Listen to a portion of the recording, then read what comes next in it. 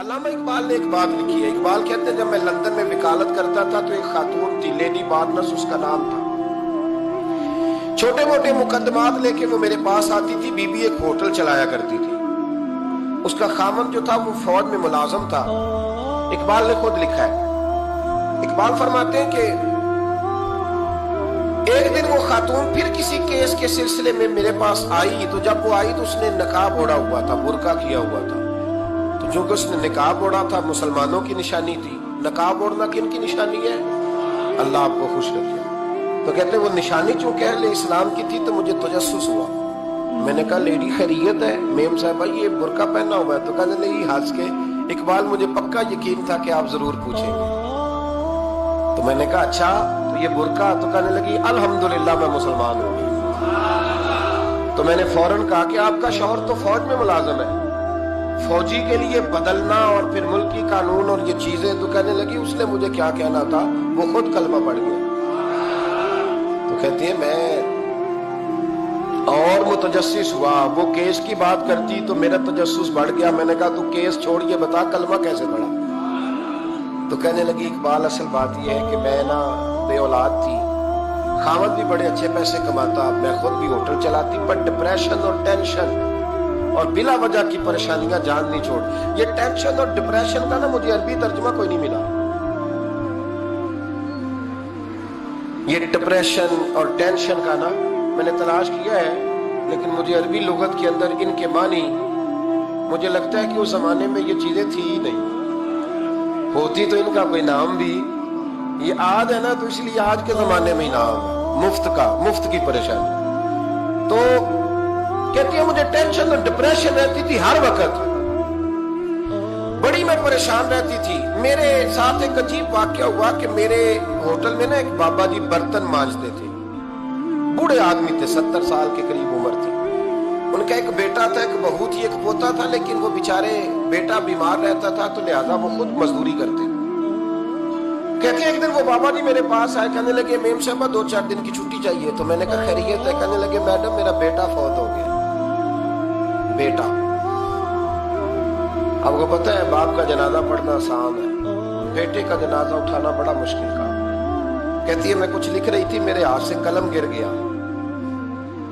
میں نے خود گاڑی بھیجی, بابا جی گاؤں چلے گئے جہاں وہ رہتے تھے.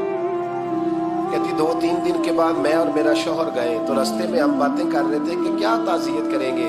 ایک ہی بیٹا تھا, کوئی رشتہ دار بھی نہیں, تو اس کی تو کائنات اجڑ گئی. کن لفظوں سے اسے تعزیت کیا کہیں گے؟ کہتے جب ہم گئے تو وہ ٹوٹی ہوئی چٹائی پہ بیٹھا تھا.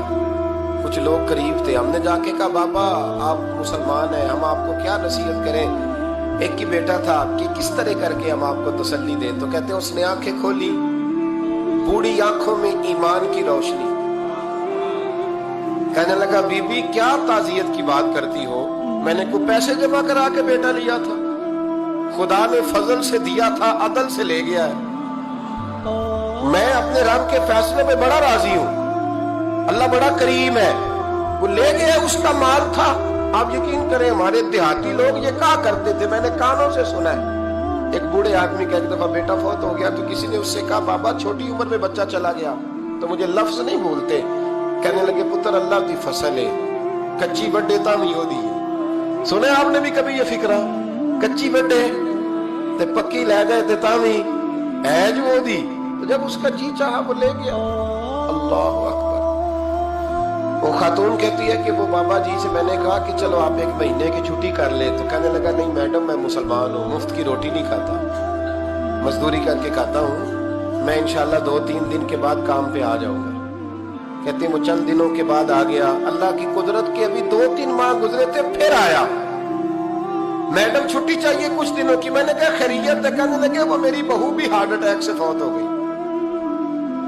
کہتے اب میں بھی تڑپ گئی اور عیسائی ہو کہ میری آنکھوں میں آنسو آ گئے. میں نے کہا گھر کا دروازہ بند ہو گیا, اب یہ بیچارہ کیا کرے گا. وہ اپنے شوہر کے غم میں ہارٹ اٹیک سے فوت ہو گئی. کہتے ہم پھر 2-3 دن کے بعد تعزیت کے لیے گئے. پھر ٹوٹی ہوئی چٹائی, بوڑھا نہ اپنی انگلیوں سے زمین پر کچھ بنا رہا.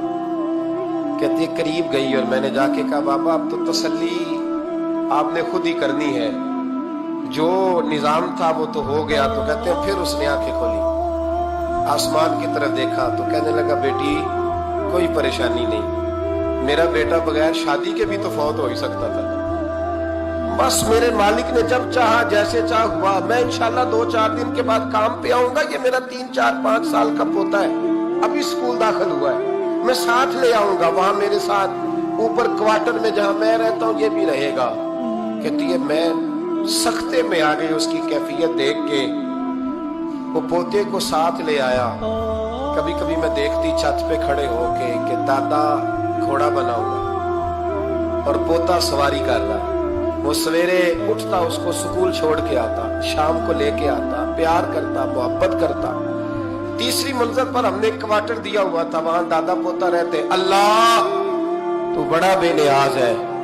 कहती है इकबाल एक दिन ना पोता ऊपर वाली मंजिल पे खेल रहा था, उसका पैर फिसला, वो गर्दन के बल जमीन पे गिरा। मुझे खबर हुई तो मैं दौड़ी, एम्बुलेंस मंगाई। खून से लिथड़े हुए उस बच्चे को दादे ने अपनी गोद में रखा। और जब हम अस्पताल की तरफ गए तो हॉस्पिटल बाद में आया, जनाबे इजराइल पहले आ गए और कहते वो गोद में दम तोड़ गया। फिर दादे ने उसे अपने हाथों से गुस्ल दिया।